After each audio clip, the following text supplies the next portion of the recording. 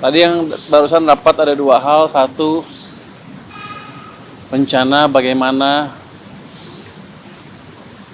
menarik uang-uang dolar yang orang Indonesia suka taruh di luar balik ke sini. Tapi masih belum matang, masih kita matangkan lagi. Tapi kalau saya lihat rencananya cukup bagus sekali. Jadi kemungkinan bisa dijalankan dalam waktu mungkin 1 bulan ke depan. Itu utamanya. Ini betul-betul market base. Kalau saya kan orang market. Jadi ya pasti market base, bukan memaksa orang itu, tapi akan memberikan. Ini masih belum matang ya, boleh ngomong ya? Saya nggak tahu. Dikit aja mungkin pendiskil, Pak.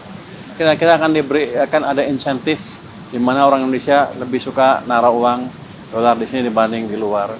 Saya baru tahu juga bahwa ternyata setiap bulan banyak juga yang kirim ke luar negeri orang Indonesia. Uang-uangnya utamanya ke beberapa negara di kawasan sini. Jadi kita akan menjaga itu dengan memberikan insentif yang menarik sehingga mereka nggak usah capek-capek kirim dolarnya keluar. Itu utamanya. Mungkin sekarang memang membaik, tapi kita masih ngelihat ada yang masih bergerak keluar. Kalau kita bisa jaga masuk ke sini, nggak keluar, cadangan devisa kita akan lebih besar lagi dan perbankan kita punya supply dolar lebih banyak lagi.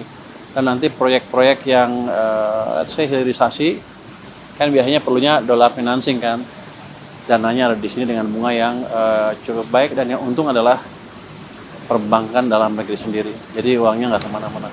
Menarik apa enggak tergantung gimana prospek pertumbuhan di sini. Jadi biasanya mereka masuk ke sini bukan hanya yield aja, tapi juga mencari stabilitas.